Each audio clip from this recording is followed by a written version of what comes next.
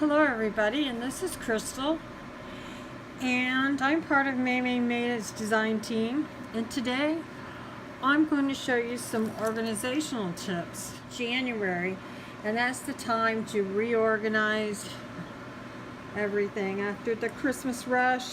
I don't know about you guys, but my craft studio is a mess. So now it's time to get busy and start organizing.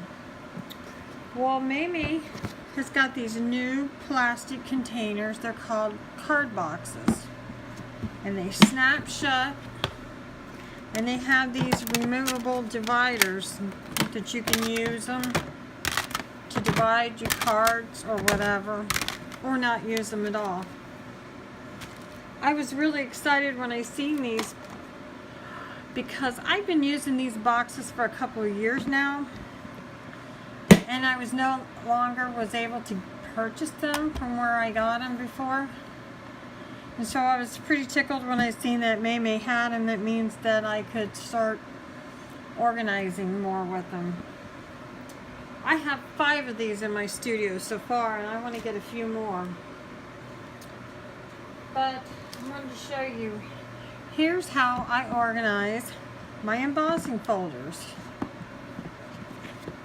I have these little file folders that I made, and I cut a piece of cardstock and I emboss on it, and then I stick my embossing folder inside it, and then I just stick it down in here. Now I like having this piece on here because I can actually see what this looks like. And you can, I wrote this in by hand, or you could use a label maker. At the time when I started this, I didn't have a label maker. I do have one now. I just haven't taken the time to redo it. Now, if you like for this to stand out more, you could actually sponge the edges. But for these embossing folders, actually what I did is somebody had gave me a bunch of old file folders that were mutilated, dog-eared. They look pretty bad, and so I cut them down, and for each file folder, regular size file folder, I got 2 of these. So all this is a file folder that I had revamped. Cut your paper at 7 by 11. Come in here, and you want to score it at 5 and 5 1/4.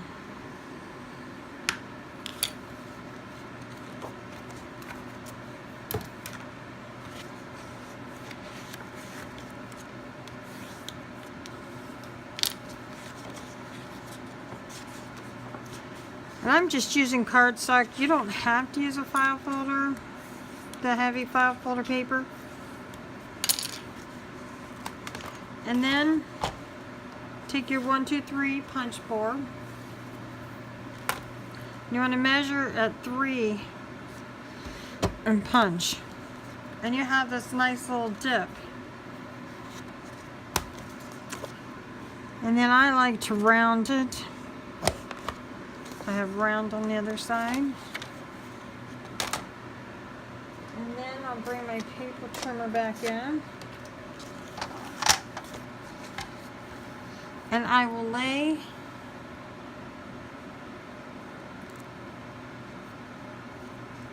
this even up at the top, and just so I can just see the little track line. And I'm going to start from there, because if I started from here, I'm liable. I've sliced some of them off, so I like to start wearing that little dip and cut it off. And there you have your file folder.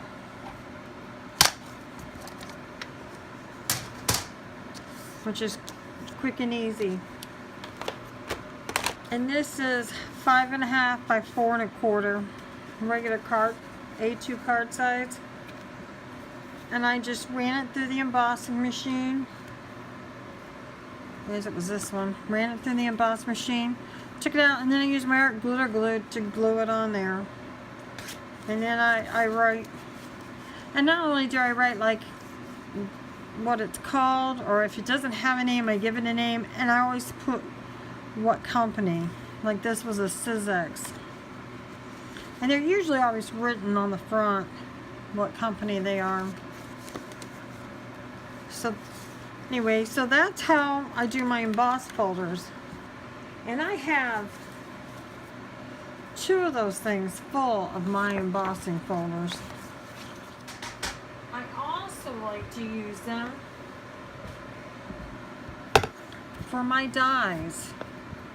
As you see, I have my dies in here. It makes it great because I put them on magnet. I can flip through here and I can see what all is in the set. If I'm looking for something, or just sometimes I don't know what I'm looking for. I'm just like glancing through here to see what I happen to have. You know. And for these, I get a piece of chipboard. Now I bought my chipboard, but the best thing to use is like the back of your paper pads. They're cheap and they work just as well. And they're 12 by 12. And you cut them at 8.5 by 12. And then cut them down again so they're 8.5 by 5.5. So out of each one, you'll get 2. And then I buy these magnetic sheets online. Anyway, they have adhesive on the back, so you just peel it and cut it. And they are at 8.5 by 11, and I cut them in half, so they're 8.5 by 5.5. So I get 2 out of each sheet. Now I do not recommend that you cut this with your paper trimmer because it really dulls it. Plus it gums up the blade. So the best thing to use, I think, is an X-Acto knife. But you need to be careful with it. If you're really good, you could use scissors. You can also find these magnetic pieces. You can find them at your local home improvement stores. They're in the heating and cooling. They use them to put over their register covers or vent covers. They're magnetic, but they don't have adhesive on the back. So if you get some like that to use them, and you can cut them with the scissors because there's no adhesive on them, you can use like a double stick tape on it and stick it on. Because you need the chipboard on the back of this to make it sturdy, otherwise they just pop off. And on the back, I always write the name of the brand and the framelits, what type of framelits they are, and how many pieces are on here. So in case they ever get lost, I'll know that there's one missing. And another reason, and another thing too, I'll put like on the front of them, I'll put lots of times the name. Like this says Squares. And I'll put it on here. I think this one's a Stampin' Up one. It's their old square dies collection they had. And there were 7 pieces here. And I have 2 of these buckets full of die cuts.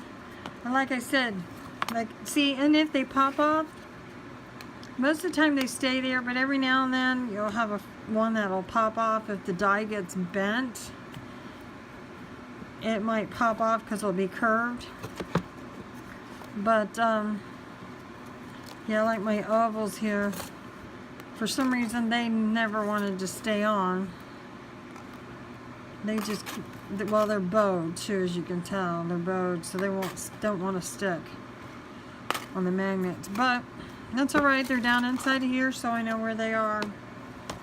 Like I said, I have this one full, and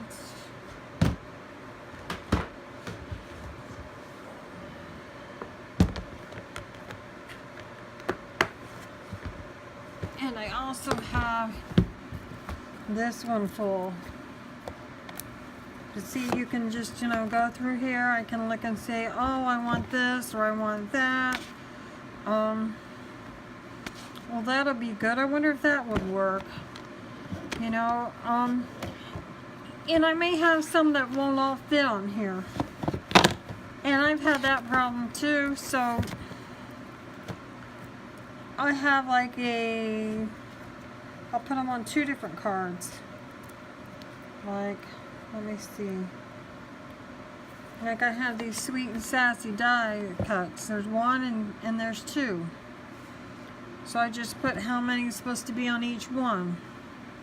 Like these, I got the straight hearts, and these are the sweetheart hearts. And I've also done the same thing with my numbers. Like I have these large letters. And see, I have 3 of them full. I keep them all the same size, so I know where I can go in here and I can just pull them out and look at it. I used to keep them in their containers they came in, but the writing was so small and I didn't know what was on all of them, and it was just so much easier. I use my dies so much more since I've been doing this. So, and another thing I'm starting to use, I'm going to use this one for, is to put my scrap pieces of paper in, my smaller scraps. And for this, one, I'm just using a piece of 8.5 by 11 sheet of paper. I took it and I punched. Well, it was a 3-inch, and I punched it there and punched it there, and then I sliced it like I did the other one, and then I rounded this corner off too. And this is just the perfect size to put in smaller pieces of scrap papers,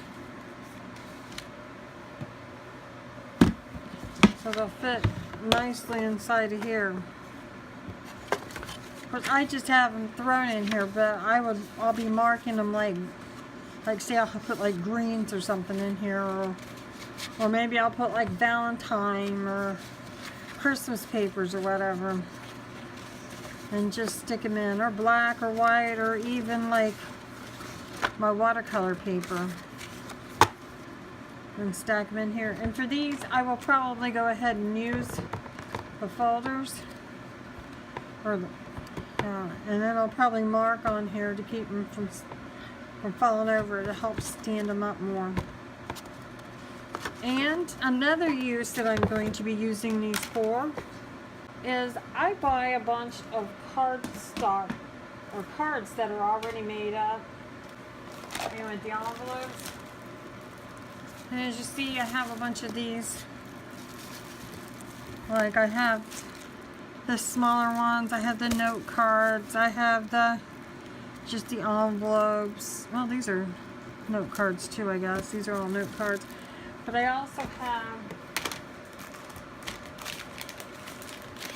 like, I got the A7 cards, I got the A2 cards and envelopes. And then I got these shutter cards and envelopes.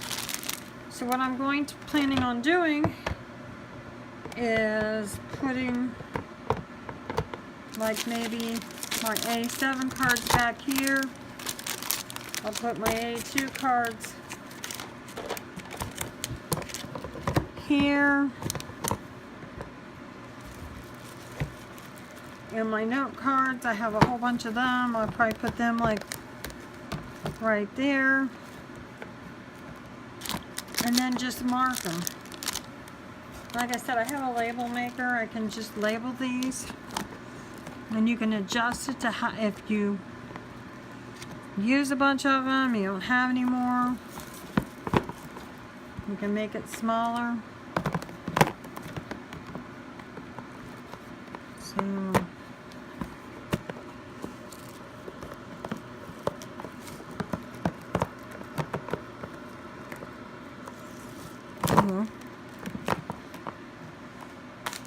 I got my shutter ones. And these are just like, I didn't think about with those. Or no, those are just plain envelopes.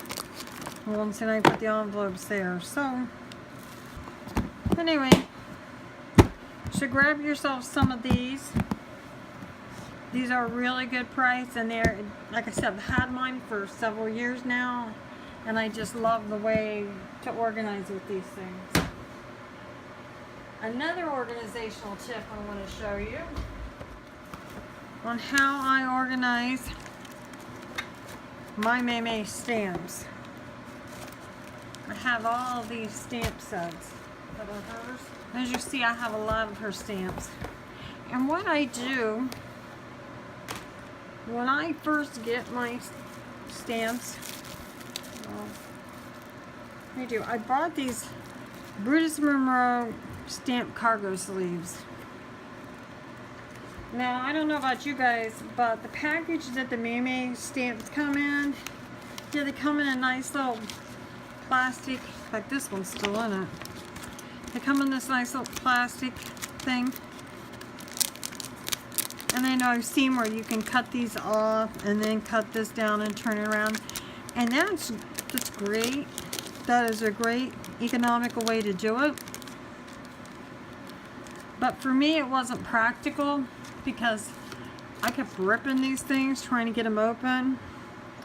And so what I did is I purchased these Brutus Monroe stamp cargo sleeves. I got the 5.5 by 8 inch ones.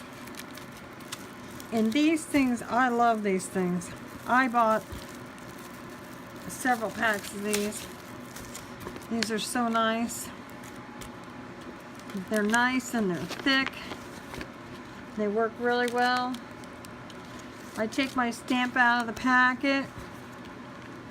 I slide it down in here, and then I take my labeler and I label my stamps.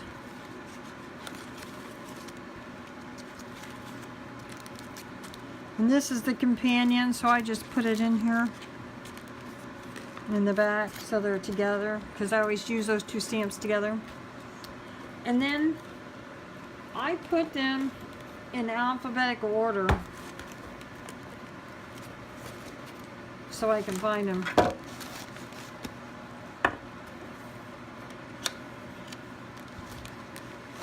And I purchased this. It's just a refrigerator bin. Just looking to see what size it was. Doesn't say.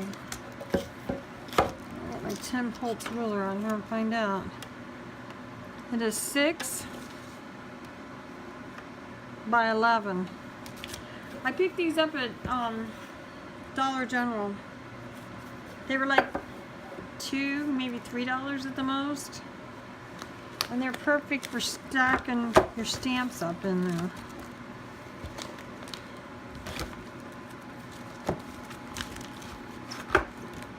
And then I can just go and I can just flip through them. So when I get ready to do a design or something, I'll just like start flipping through and see what I have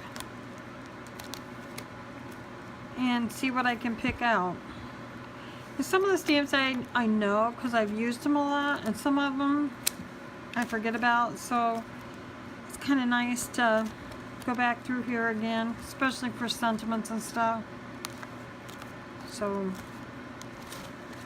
So anyway, I have 2 of these just full of Maymay stamps, as you see. And I don't even have all the stamps. These are the smaller ones. Now for the larger size,